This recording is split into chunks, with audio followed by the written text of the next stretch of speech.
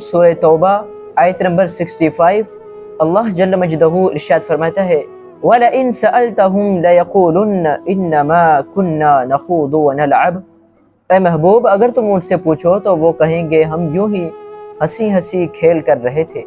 یہ آیت کب نازل ہوئی؟ کون ہنسی ہنسی کھیل کود کر رہے تھے، مذاق کر رہے تھے؟ تفسیر الطبری کے اندر امام مجاہد رحمۃ اللہ علیہ نے فرمایا کہ یہ آیت مبارکہ غزوہ تبوک کے موقع پر واقع۔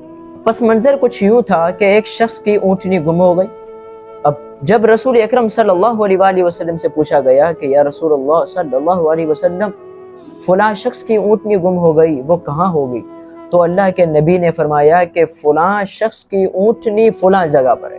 جب نبی غیب داں صلی اللہ علیہ وآلہ وسلم نے اس مقام کا پتہ بتایا تو کچھ منافقین تھے، وہ کہنے لگے کہ ایسا کیسے ہو سکتا ہے کہ اونٹنی کہاں ہے، کس جگہ ہے، یہ حضرت محمد صلی اللہ علیہ وآلہ وسلم کیسے بتا سکتے ہیں، اس کا علم ان کو کیسے ہو سکتا ہے؟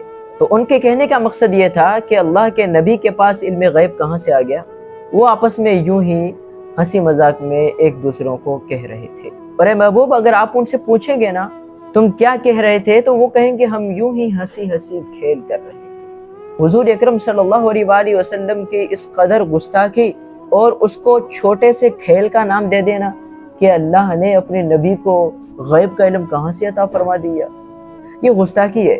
اب عزیزان گرامی، یہ منافقین کا طرز یہ تھا، ان کی سوچ یہ تھی کہ اللہ پاک کا خزانہ محدود ہے، وہ اپنے نبی کو غیب پر مطلع نہیں کر سکتا۔ اسی کے مقابل صحابہ کا ایمان دیکھا جائے جو کہ مقبول ایمان ہے، صحابہ جیسا ایمان لانے کا قرآن نے ہمیں حکم دیا۔ اب ان کا عقیدہ کیا ہے؟ بخاری شریف کی حدیث نمبر 3192 حضرت عمر فاروق اعظم رضی اللہ عنہ فرماتے ہیں کہ ایک دن نبی دو جہاں صلی اللہ علیہ وآلہ وسلم ہمارے درمیان کھڑے ہوئے اور مخلوق کی پیدائش سے لے کر اہل جنت کے جنت میں جانے، اہل جہنم کے جہنم میں پہنچنے تک سب کچھ بیان فرما دیا۔ یہ دیکھیے صحابہ کا ایمان کہ اللہ نے اپنے سارے خزانے غیب کے نبی کو عطا فرما دیے، اور نبی نے مخلوق کی پیدائش سے لے کر جنتیوں کے جنت میں جانے اور دوزخیوں کے دوزخ میں جانے تک سب کچھ بیان کر دیا۔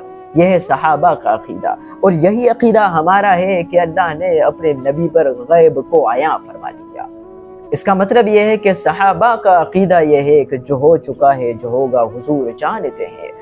تو عزیزان گرامی، اللہ کے نبی کے علم غیب کے حوالے سے ہمارا موقف بالکل وہی ہونا چاہیے، عقیدہ وہی ہونا چاہیے جو کہ صحابہ کرام کا ہے۔